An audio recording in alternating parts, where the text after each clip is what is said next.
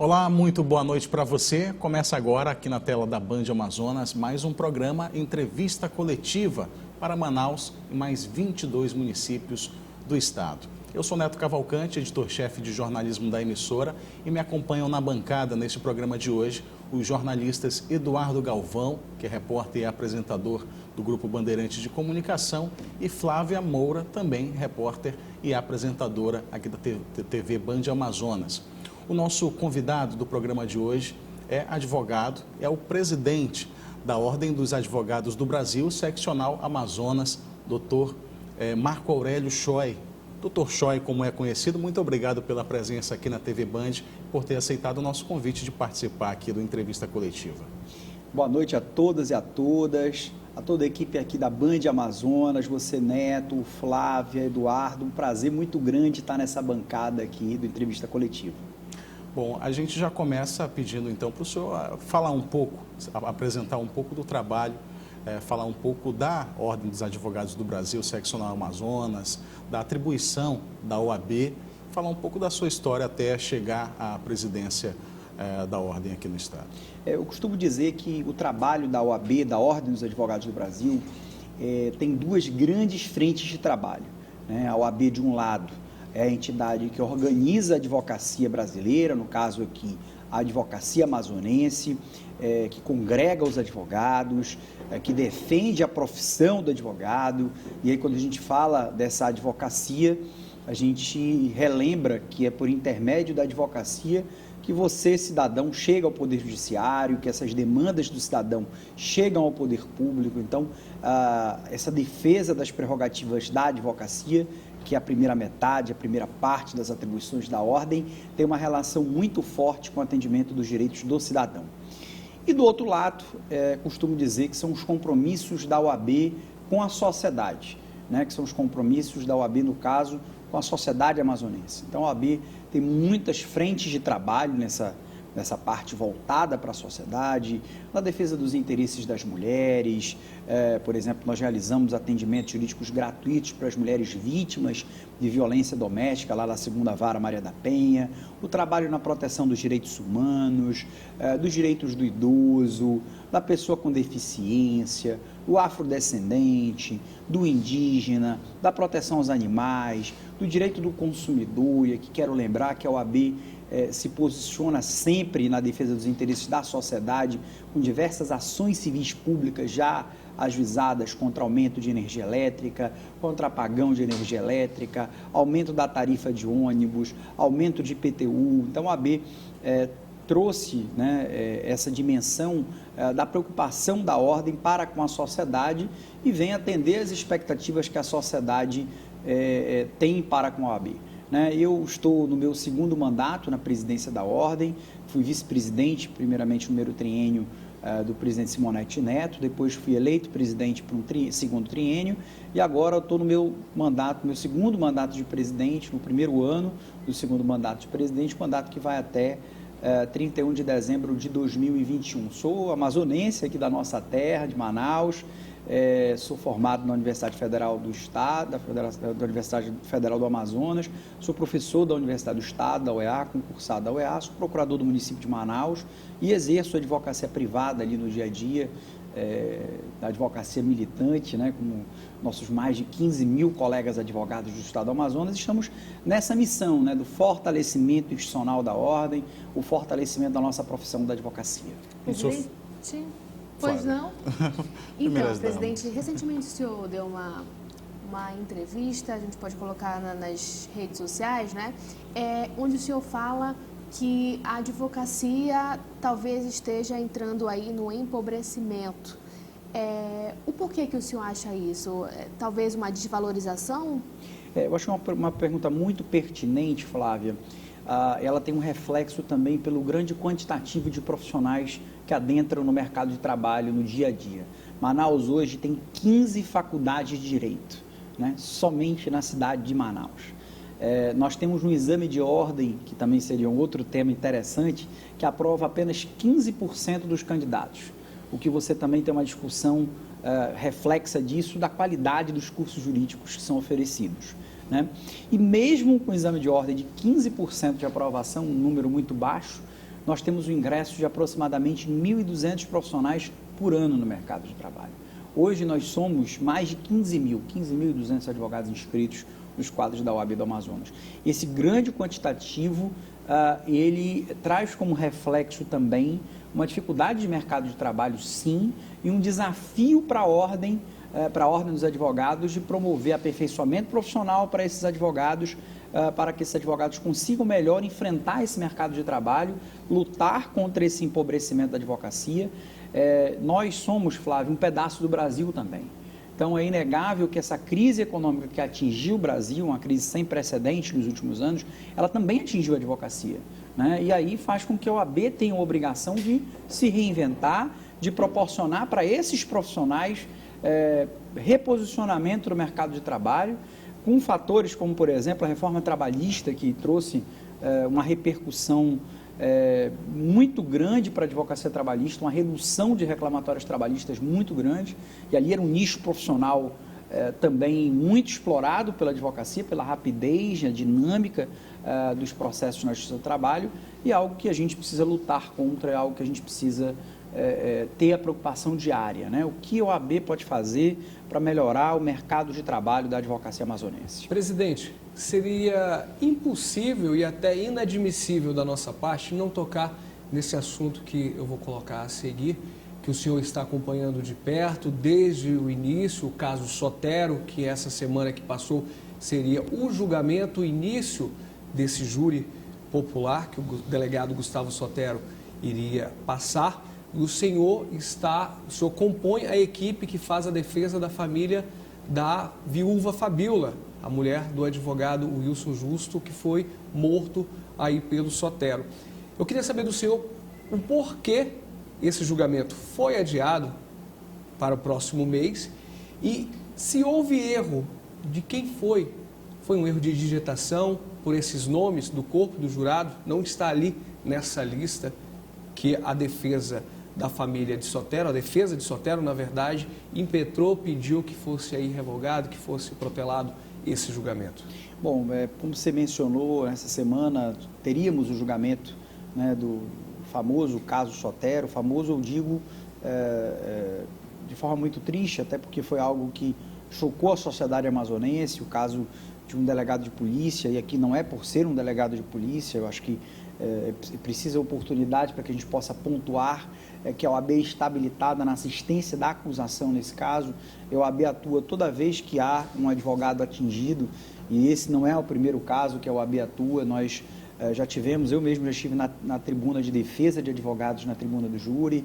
Nós já tivemos casos emblemáticos na cidade de Manaus, caso do homicídio do Armando Freitas, que é um colega também prestigiado da advocacia criminal, onde a OAB, inclusive, ofereceu recompensa por informações pelos assassinos. Então, assim, toda vez que há algo que afronte a advocacia, que afronte os advogados do Amazonas, a OAB está ali para a defesa dos interesses dos seus associados, da ordem, e o Wilson Justo Filho, que faleceu, foi brutalmente assassinado na casa de shows aqui de Manaus, era advogado e por isso a OAB acompanha, não de agora do júri, mas desde as primeiras horas do fatídico evento, né? Quero fazer aqui o registro que desde a apresentação do delegado na delegacia, da audiência de custódia, a instrução processual inteira, até o momento da realização do júri, a ordem vem acompanhando, repito, na condição de assistente da acusação. Quero também aproveitar essa oportunidade para dizer que não é um confronto entre delegados de polícia versus advogados, longe disso, né? Eu acho que nos cabe aqui reconhecer a importância dos delegados de polícia no sistema de justiça do país e no sistema de justiça do estado do Amazonas, né? São os delegados de polícia que fazem a linha de frente desse sistema de justiça, né? Até um réu chegar na frente de um juiz, chegar na frente de um jurado, ele passou pela primeira porta de entrada numa delegacia de polícia, frente com um delegado de polícia. Esse profissional merece o respeito e merece ser valorizado pelo Estado, pelo poder público.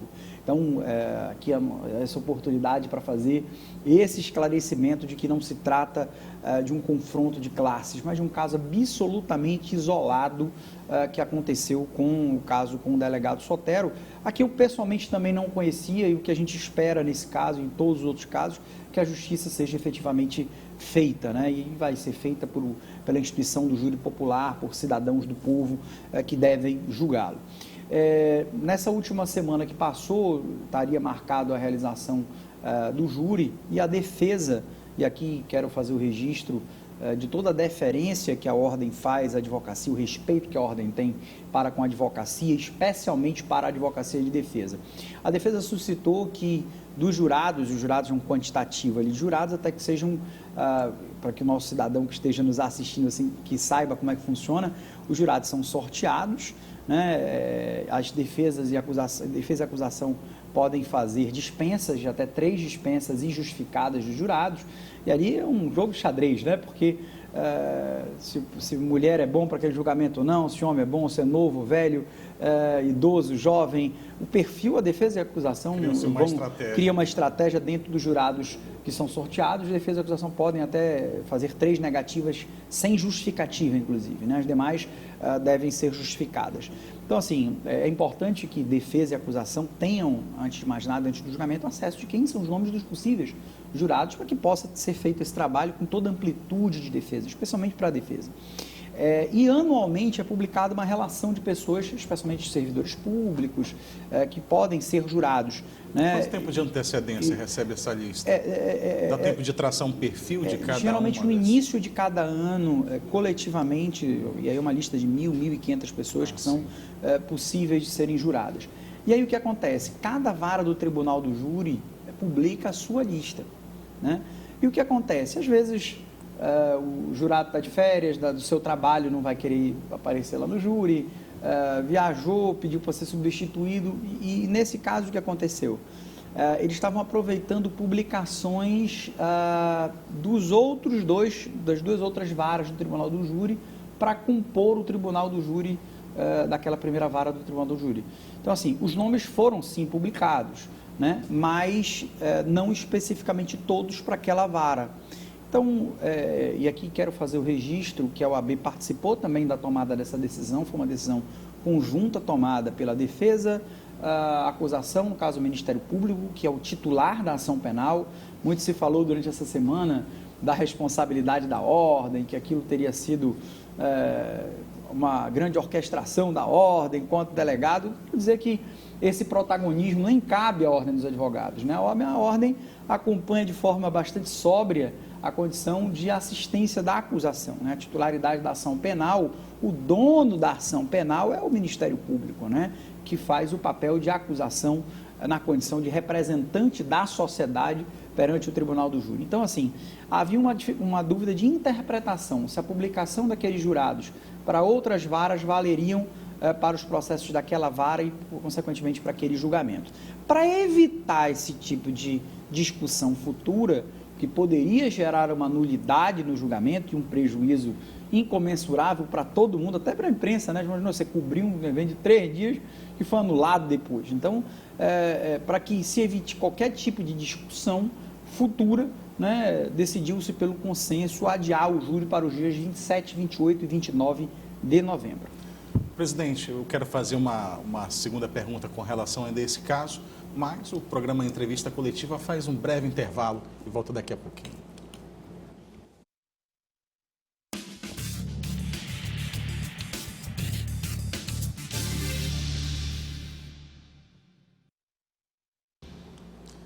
Estamos de volta com o programa Entrevista Coletiva aqui na tela da Band Amazonas, recebendo o presidente da Seccional Amazonas da Ordem dos Advogados do Brasil, Dr. Choi, Marco Aurélio Choi.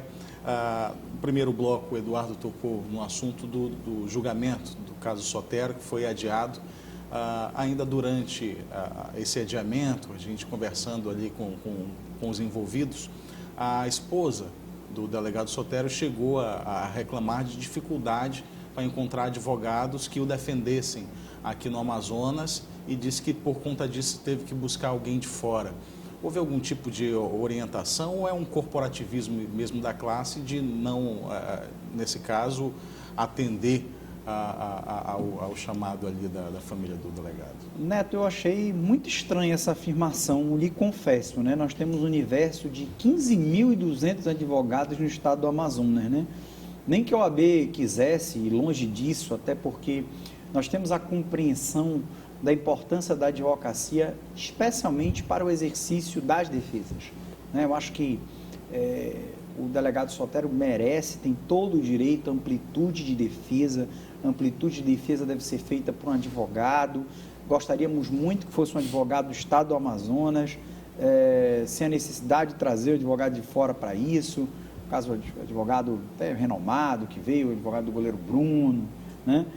Mas acho que essa informação é pueril, até porque isso é inimaginável que a OAB pudesse exercer esse controle nos mais de 15 mil advogados do Amazonas, que não tivesse ninguém que pudesse exercer essa advocacia em favor do delegado Sotero. Quando a OAB se dispõe a colocar, a custear de alguma forma, como fez no caso do advogado, que foi oferecida uma recompensa, né, para o bandido que tirou a vida dele, enfim, nesse caso também o pagamento de uma perícia, né, à parte para concluir esse trabalho aí de acusação. Como é que fica a classe? Ela é consultada para esse tipo de custo, assim, da ordem? Eu gostaria até de complementar a pergunta para ver se a OAB, ela confia na perícia da PC? Eu acho que a questão, primeiro, que aqui faz o registro, que a OAB, ela vive exclusivamente, até para o nosso telespectador ser esclarecido, né? A OAB, ela vive exclusivamente de recursos privados, né? Nós vivemos das contribuições dos colegas advogados e advogadas. Nós não recebemos qualquer recurso público, apesar de ser uma autarquia federal, né? A OAB fazer esse registro, ela não recebe recurso público, ela vive exclusivamente dos recursos da contribuição das anuidades dos colegas advogados. Para a gente possa ter uma ideia, nós somos a 5ª anuidade mais barata do Brasil. Temos aí um portal da transparência, onde o cidadão consegue acompanhar como é arrecadado e como é gasto o recurso da advocacia amazonense. Nesse caso, são casos que são emblemáticos e importantes para o fortalecimento institucional da advocacia. Toda vez que o advogado é assassinado, e o sentimento da classe, isso aqui é um grande condomínio, né? A OAB não deixa de ser um grande condomínio de vários condôminos, né? E a partir do momento em que a classe e um colega advogado é atingido, esse sentimento de proteção da classe, esse sentimento de que tem por trás uma instituição que vai defendê-lo, onde ele estiver, na circunstância que ele estiver. Nós temos, por exemplo, um plantão de prerrogativas que funciona 24 horas por dia, de segunda a segunda, de domingo a domingo, 365 dias do ano. Então, um advogado com dificuldade no exercício da sua profissão, está numa delegacia, está numa condição, tem um plantão que vai atendê-lo. Então, assim, esse caso específico do delegado Sotero, foi um homicídio que causou uma comoção muito grande na sociedade. Citei o exemplo do colega Armando Freitas, colega advogado, que foi deputado estadual, foi vereador do município de Manaus, advogado criminalista, muito reconhecido, de um crime ainda que não tem uma solução, né? Só tivemos o executor preso, mas não tivemos ainda os mandantes descobertos. A motivação disso não ficou claro até hoje. A gente vê tantos casos aí ganhando a mídia, mas se esquecem os casos pretéritos que são tão importantes assim. E o OAB faz carga nisso também, né? A OAB está ali se posicionando para cobrar posicionamentos do poder público, e aí entra na tua resposta, Flávia. Não é uma questão da confiança ou não do trabalho da perícia da Polícia Civil, até porque, e aqui quero fazer o registro, que a Casa de Shows forneceu, né, todas as filmagens, né? Mas a perícia técnica especializada, ela é importante de parte a parte. Tanto é verdade que a defesa também contratou uma perita técnica que produziu um vídeo em 3D, até distribuiu para a imprensa, um vídeo com cortes, né? Não é o vídeo na integralidade, como foi feita a análise pelo Ricardo Molina, mas justamente para que dê a percepção tanto da defesa quanto da acusação, quanto a uma prova que foi colhida originalmente pelo trabalho de investigação da Polícia Civil. Então, não é uma questão de falta de confiança no trabalho da polícia. Eu acho que a gente tem que trabalhar primeiro com algumas presunções. A presunção de confiança do trabalho das instituições e da Polícia Civil do Estado do Amazonas. Mas, obviamente, tanto defesa quanto acusação se valeram de perícias quanto a essas provas já colhidas. O senhor, no início, ao apresentar um pouco do trabalho da OAB, citou uma série de temas, de pautas em que a OAB se coloca também em favor para a sociedade. E aí, isso são divididas em comissões, e aí, entre esses 15 mil, são eleitos algumas pessoas para compor essas comissões.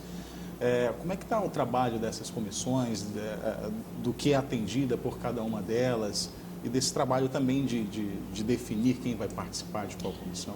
Primeiro que quero aqui fazer o primeiro registro feito, que a OAB não recebe recursos públicos, né? E o segundo registro, que nenhum dirigente da ordem ganha um tostão para dirigir a ordem, né?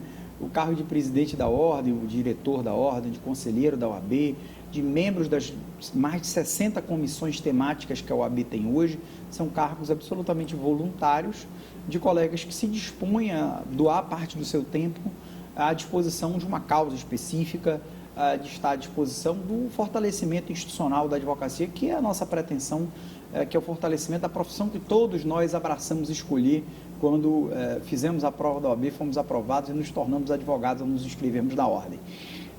Então, assim, ninguém ganha absolutamente nada por dirigir a ordem, estar à frente da ordem. E para fazer parte do dia a dia da ordem, eu quero aproveitar a grande audiência da audiência coletiva de dizer que o colega que estiver nos assistindo agora quiser fazer parte do dia a dia da ordem, puxa, tem uma ideia aqui, quero trabalhar o tema da proteção ambiental lá na OAB, quero trabalhar o tema da proteção dos animais, como é que eu faço? Pode nos procurar lá na ordem, nós temos uma coordenação de comissões para receber os colegas advogados que querem voluntariamente trabalhar, desenvolver algum trabalho em função da sociedade amazonense, porque, repito, né, se cada um fizer um pouquinho da sua parte, né, acho que a sua contribuição, acho que todos nós vivemos aqui no nosso estado, na nossa cidade, temos um senso de responsabilidade com essas coisas que são muito nossas, né? Eu sei que essa responsabilidade pessoal deve ser muito grande, mas o senhor passou um pouco do seu dia a dia. Professor, procurador do município, advoga também. E por que, então, qual é a contrapartida, então, de poder se dispor a ser presidente da ordem? Na realidade, eu resolvi ser advogado, né? E como advogado, é a profissão que eu escolhi abraçar para o resto da minha vida. E faz com que eu tenha particularmente, todos os colegas que estão envolvidos nesse movimento de ordem, a preocupação com a nossa profissão, de ser uma profissão forte, uma profissão reconhecida, uma profissão que quando acontece algo com o advogado, acho que essa sensação é uma sensação importante que a advocacia passa a ter, né? De que acontece alguma coisa com esse advogado, vai ter uma corporação do lado dele, o defendendo o exercício da sua atividade profissional.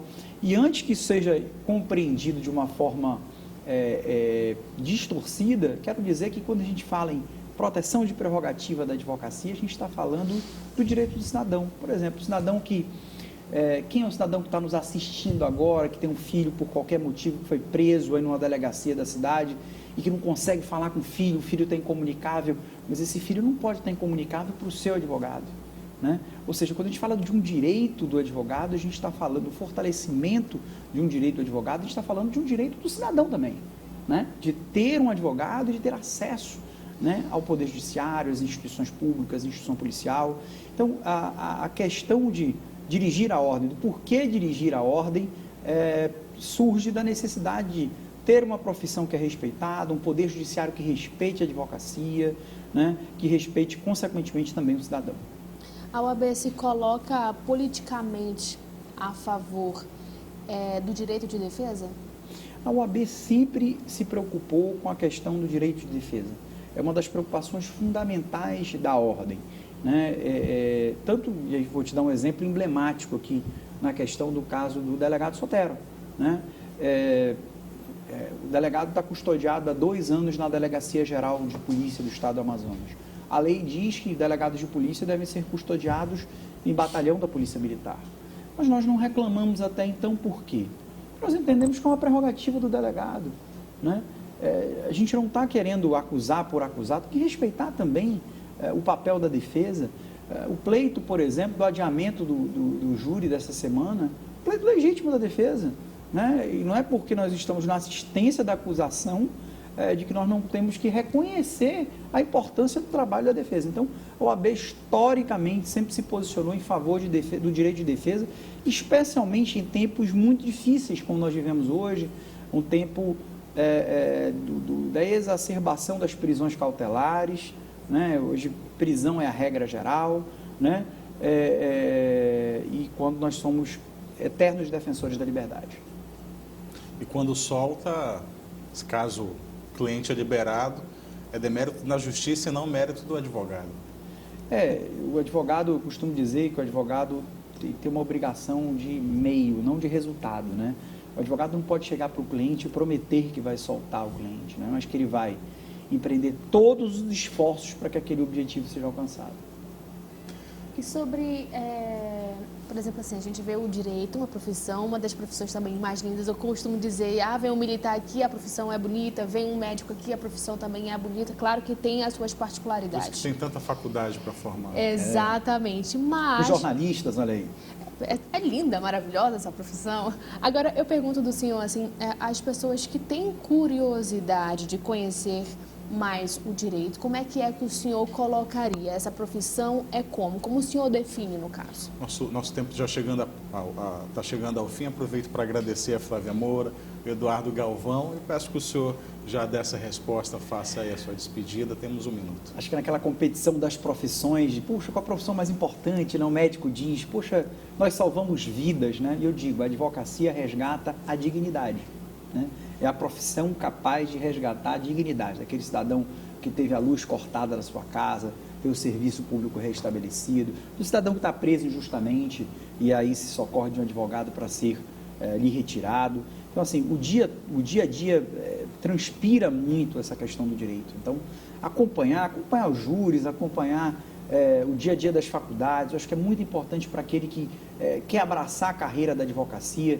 E aí eu puxo a brasa sempre para a advocacia, porque muita gente está fazendo direito para fazer concurso público, né? Estabilidade do concurso, mas puxar a brasa da advocacia, da profissão que resgata a dignidade do cidadão, e convidar você, nosso telespectador, quiser conhecer um pouquinho da OAB, do trabalho da Ordem dos Advogados, a nos visitar. Nós estamos ali na Avenida Jornalista Humberto Calderaro, número 2000. A OAB funciona de 9 às 19, 9 da manhã às 19 horas, à disposição do cidadão, do estudante, que quiser conhecer um pouquinho dessa nossa brilhante profissão. Muito obrigado, doutor Choi, pela presença, pelas palavras aqui no Entrevista Coletiva. Advocacia não é uma profissão a ser extinta, então? Não, ela é uma profissão que ela precisa ser reinventada todos os dias. Muito obrigado. Obrigado, Neto. Uma boa noite para você Eduardo, também que está em casa, que acompanha aqui o Entrevista Coletiva. No próximo domingo, mais um convidado, mais jornalistas aqui para trazer para você mais uma entrevista coletiva. Até lá.